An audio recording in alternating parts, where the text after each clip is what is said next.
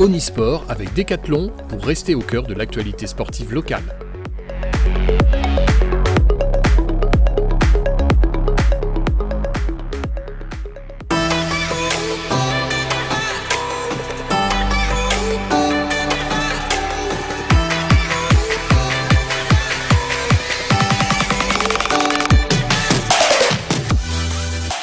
Bonsoir à toutes et à tous, bienvenue dans votre JT Sport du lundi 6 juin. Nous sommes ravis de vous retrouver pour le 31e numéro d'Onisport.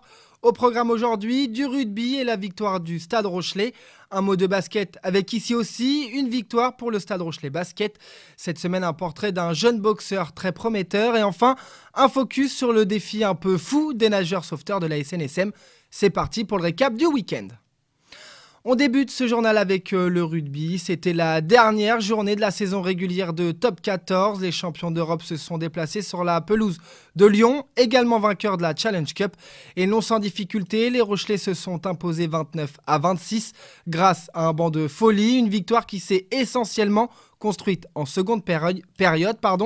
Menée 19-5 à la pause, il n'a suffi que de 10 minutes aux jaunes et noirs pour renverser le loup. Au total, La Rochelle a inscrit 5 essais contre 4 pour les Lyonnais.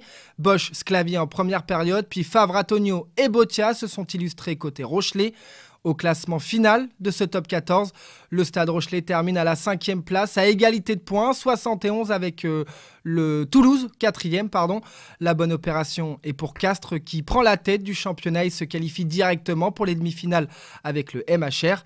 Et avec la défaite sur la pelouse de Perpignan, l'UBB de son côté se fait éjecter du podium. On connaît donc les deux matchs de barrage pour rejoindre le CO et Montpellier en demi. Bordeaux recevra le Racing 92 et pour les Rochelais, ils iront en terre toulousaine pour y affronter sa bête noire et rouge. La rencontre se déroulera samedi prochain, le 11 juin à 21h05 au stade Ernest Vallon.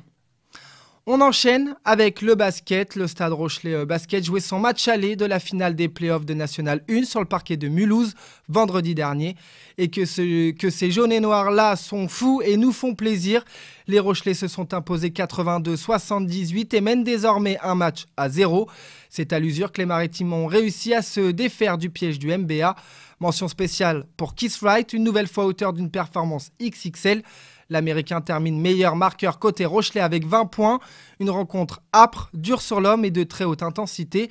La Rochelle est donc en balotage favorable. Les hommes de François Sauce ne sont plus qu'à une marche de la Pro B. Le prochain et peut-être dernier rendez-vous pour les supporters de Rupella. Ce sera ce vendredi 10 juin à 20h à la salle Gaston Neveur pour le match de la montée. Partons maintenant, si vous le voulez bien, à la rencontre d'un jeune boxeur marandais. Il s'appelle Lucas Laurent, il a 11 ans et comme vous pouvez le voir sur les images, sur un ring, ça ne rigole pas. Il pratique le MMA, un mélange de différentes disciplines, comme nous l'explique le jeune combattant. En particulier la lutte et le sol. Et Muay Thai, je fais plus le striking. Le striking, c'est tout ce qui est plié, poing, genou, coude. Et quand je fais du grappling, je travaille le sol. Depuis l'âge de 5 ans, le jeune garçon s'entraîne tous les jours à hauteur d'1 à 2 heures quotidiennement. Il n'a finalement fait que suivre son frère, lui aussi issu du milieu du MMA. Ça dépend des jours. Le lundi, je fais 1h30 environ. Le mardi, un peu pareil. Le mercredi, c'est 3 heures. Le jeudi, c'est pareil, 1h, 1h30. Et le vendredi, c'est 1 heure. J'aime bien et ma famille je voyais mon frère s'entraîner tous les jours, du coup ça m'a donné envie. Il faisait de la boxe thaï avant et maintenant il s'est lancé dans le MMA en professionnel. Arrivé sur l'octogone il y a 6 ans, ce n'est que l'année dernière que la jeune pépite pousse les portes du Sabuto Fight Club et son coach de MMA Samuel Jude a vu en lui un potentiel énorme. Il a un gros potentiel en boxe pied-point, Muay Thai et tout ça qui est énorme avec son père. Donc ils sont arrivés l'été dernier ici et ils sont venus chez moi pour Lucas et son autre fils pour la pratique du MMA, donc, où il a commencé cette année. Il commence à se performer et se parfaire un peu plus dans la discipline qui est la lutte et le sol. Donc sa discipline de prédilection, c'est le Muay Thai. D'accord. Donc en venant ici, il pratique la lutte et le grappling pour tout ce qui est du sol. Et Samuel intervient, lui, sur la partie lutte et combat au sol pour faire la transition entre la boxe thaï et les autres disciplines du MMA. Il y en a 3 au total. En MMA, on a trois distances différentes, d'accord. Donc ce qu'on appelle le striking, d'accord, tout ce qui est le pied-point, le wrestling, tout ce qui est la lutte et tout ce qui est pour emmener au sol, d'accord. Et après, il y a tout ce qui est la lutte au sol. Donc après, avec tout ce qui va avec, toutes les soumissions et tout ça. Donc il a plusieurs entraînements. Il a un entraînement de grappling où il fait que la lutte et que le sol. Après, il a un entraînement que de striking, d'accord, où il fait le Muay Thai, d'accord, à part. Et après, il a un élément en plus en MMA où on fait la jonction entre les 3 disciplines. Donc, avec le pied-point, la lutte et le sol. Concrètement, en fait, c'est là-dessus qu'on travaille les différentes distances. Alors si la boxe pied-point est le domaine de prédilection de Luka, il reste néanmoins un gros travailleur sur les autres disciplines. Un enfant qui pour son âge, a des facultés que les autres enfants n'ont pas. Luka, c'est quelqu'un de très investi dans l'entraînement. À son âge, c'est rare de voir des jeunes aussi investis et surtout demandeurs de ça. Donc je pourrais le faire travailler sur toute la journée, il fera toute la journée, il ne dira rien et il sera très content de le faire. Donc il apprend très vite. Et quand on est à l'écoute, c'est beaucoup plus facile sur les informations de les avoir et de tout de suite les transmettre. Et il a des qualités qui sont là, physiques, qui sont très bien. Mais il est intelligent dans son jeu. Double champion d'Europe, multiple champion de France, Luka détient plus de 100 victoires par KO. Mais cette saison reste la plus aboutie de sa toute jeune carrière. Mais la famille Laurent a dû voyager hors des frontières françaises pour pouvoir avoir plus de concurrence. Son palmarès, là il a entre 100 150 combats en tout. Il a commencé vers l'âge de 5 ans. Au début on a été doucement, et on ne pensait même pas qu'il allait accrocher comme ça.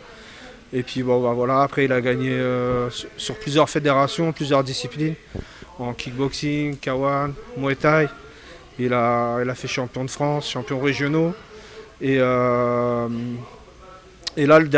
cette année, il a fait une grosse saison. Donc il a gagné la Coupe Occitanie. On a bougé partout aux 4 coins de la France pour justement... parce que dans la région, c'est pas trop développé. C'est une saison où il a fait à peu près plus de 30 assauts et combats. Et je crois qu'il a 4 défaites. Après, on est parti à l'étranger, parce que Luka, le problème, c'est que quand tu as beaucoup d'expérience, en fait, en France, il préserve vraiment les enfants.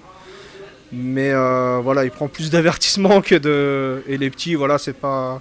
Le niveau, quand il monte, il faut essayer d'aller chercher un peu autre chose. Et on l'a trouvé en Belgique, en Hollande, en Italie, où là, il laisse plus s'exprimer les enfants. 30 combats donc pour seulement 4 défaites avec en point d'orgue cette saison un titre décroché en Belgique. Il a pris cette année le titre ultime, on va dire, le titre IFMA.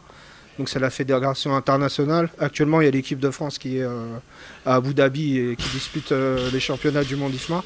Et donc lui, il a pris cette ceinture en Belgique.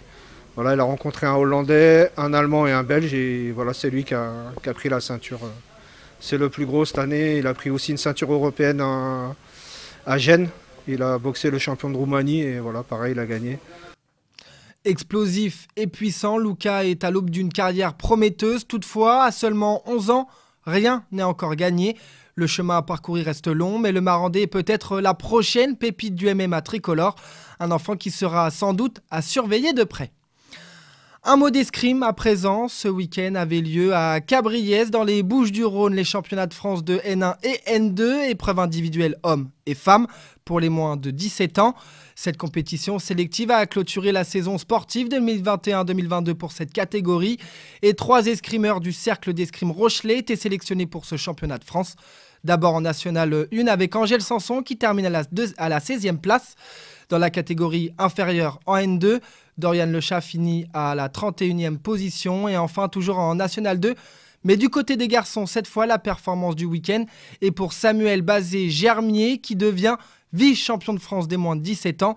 De très bons résultats qui font la fierté du club Rochelet et qui récompensent le travail de toute une saison. On termine ce journal par un défi pour le moins totalement fou, faire le tour de l'île de Ré à la nage. C'est le challenge insolite que se sont lancés les sauveteurs de la SNSM. Dès 8h ce samedi 4 juin, 14 sauveteurs bénévoles, dont 3 femmes de la station SNSM de l'île de Ré, se sont jetés à l'eau du port de Saint-Martin-de-Ré. L'objectif était de parcourir à la nage entre 36 et 40 000 nautiques selon les courants, soit environ 70 km. Une épreuve qui s'est effectuée en relais. Et le premier à s'élancer n'était autre que le président de la SNSM, Denis Chatin, qui n'avait aucune appréhension avant le départ. Aucune appréhension, voilà, je vais essayer de ne pas boire la tasse sur les premières longueurs. Et non, tout va bien, ça va aller, serein. Mais l'ambition était avant tout de partager un bon moment de convivialité avec les nageurs sauveteurs de la station, un moyen également de montrer à la population de quoi la SNSM est capable, eux qui œuvrent tout au long de l'année pour la sécurité de sa population. On fait ça, voilà, c'est une équipe, c'est des copains, on fait ça d'abord pour s'amuser. Mais effectivement, on s'est dit que tant qu'à faire, on met une cagnotte en ligne pour nous aider déjà à payer ce tour, parce que ça coûte un petit peu d'argent quand même.